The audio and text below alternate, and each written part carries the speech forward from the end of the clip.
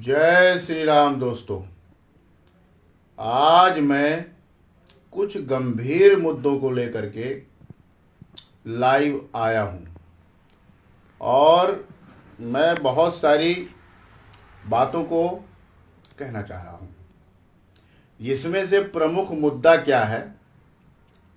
प्रमुख मुद्दा है,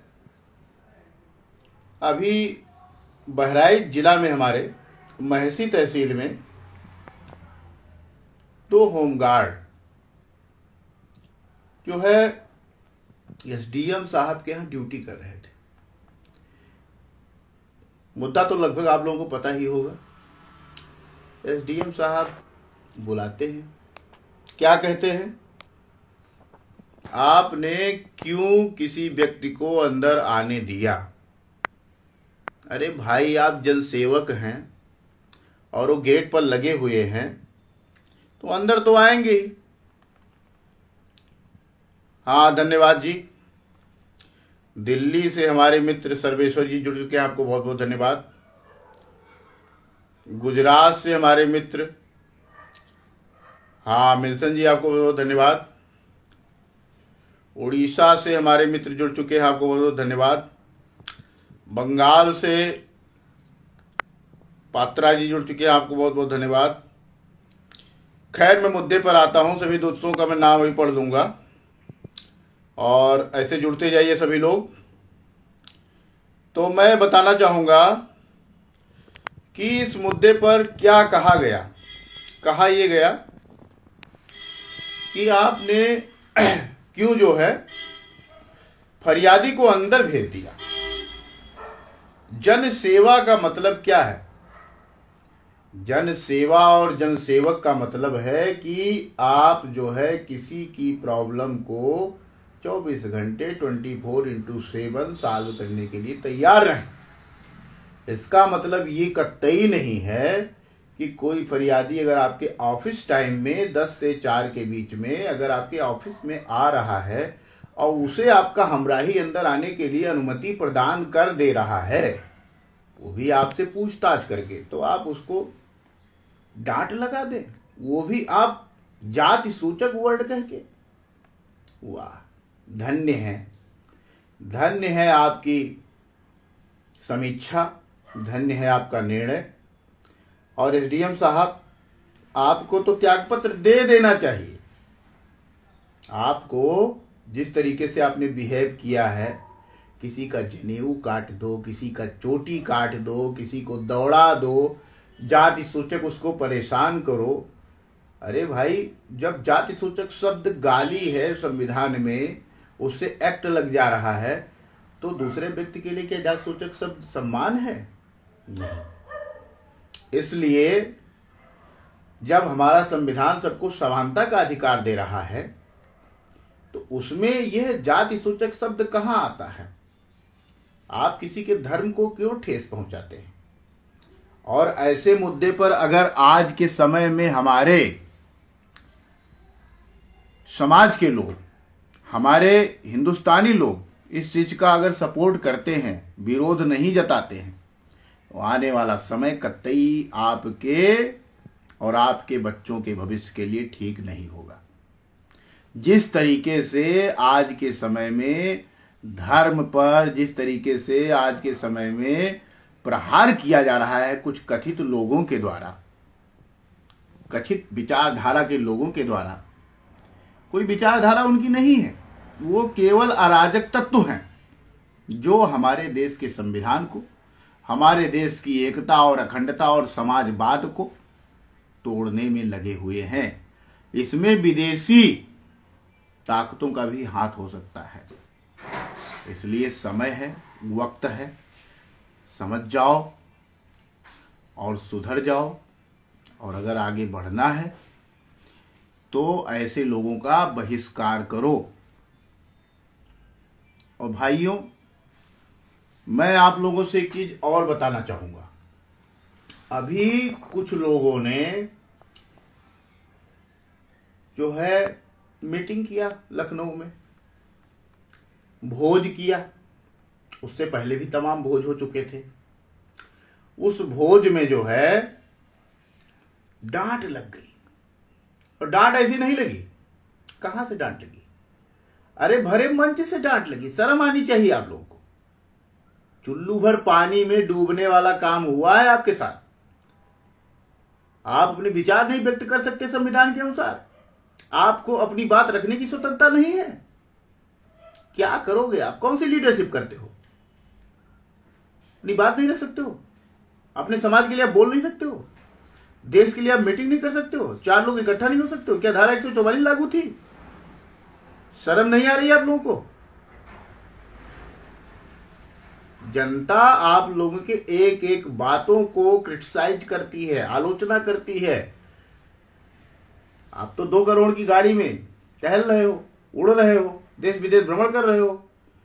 भैया हम लोग कार्यकर्ता हैं।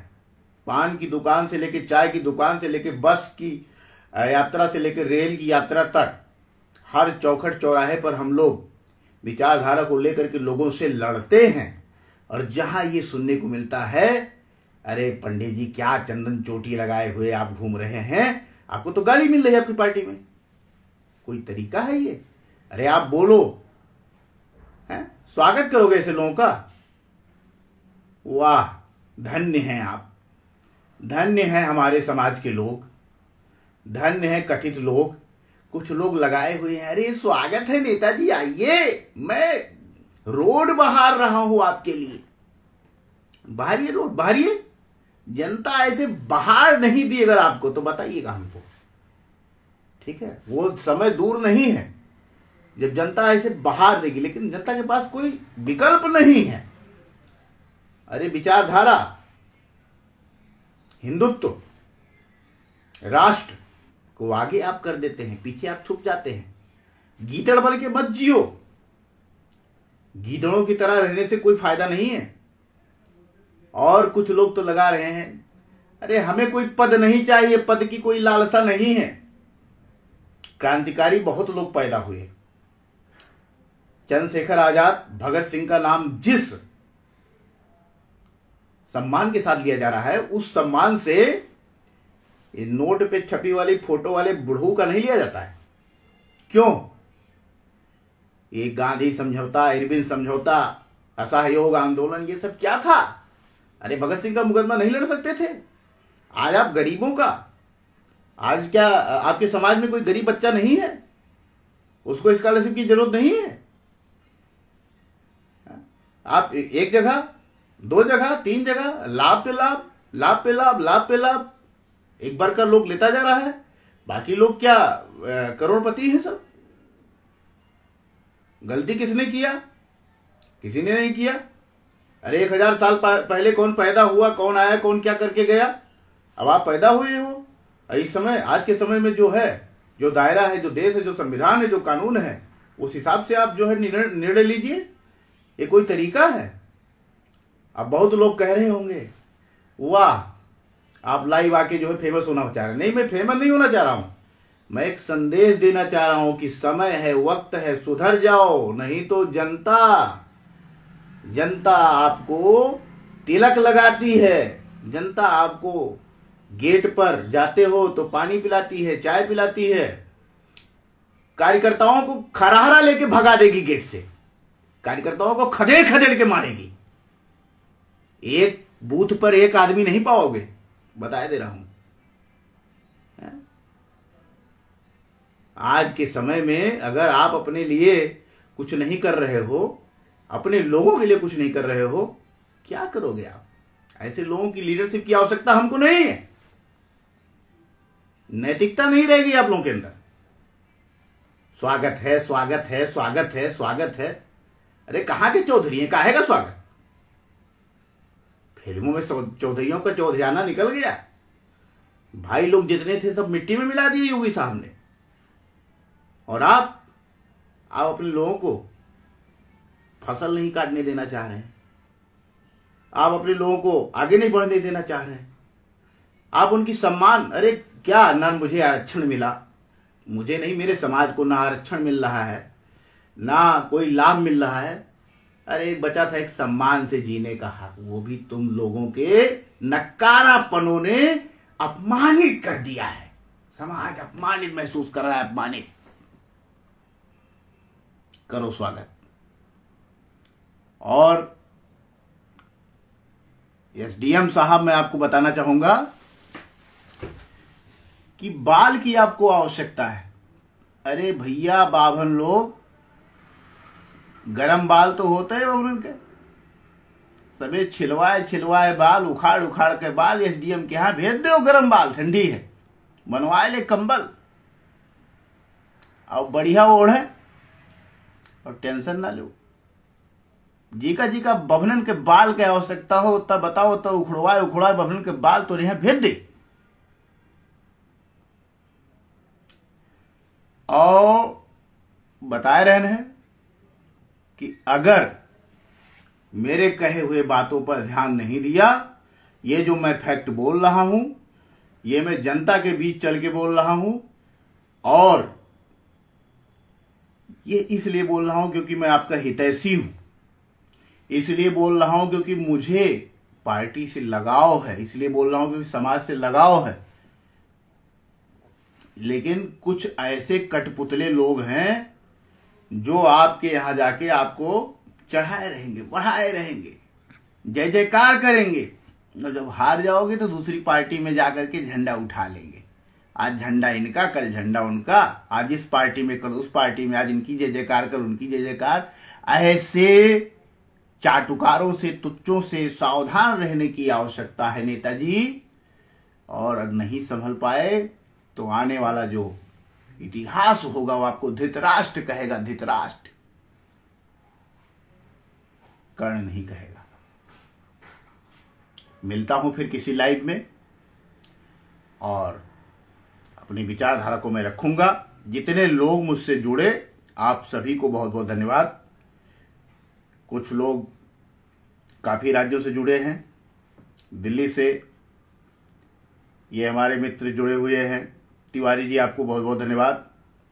ये गुजरात से मकवाना जी जुड़े हुए हैं, आपको धन्यवाद। इंदौर से राखी जी जुड़ी हुई, आपको बहुत बहुत धन्यवाद। मैं सभी का नाम नहीं पढ़ पा रहा हूं, लेकिन आप सभी को मैं बहुत बहुत धन्यवाद देता हूं इतना सपोर्ट के लिए।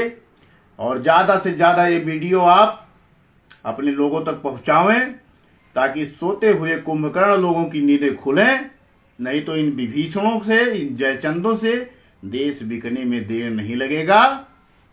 जय हिंद, जय भारत, जय परशुराम, जय श्री राम।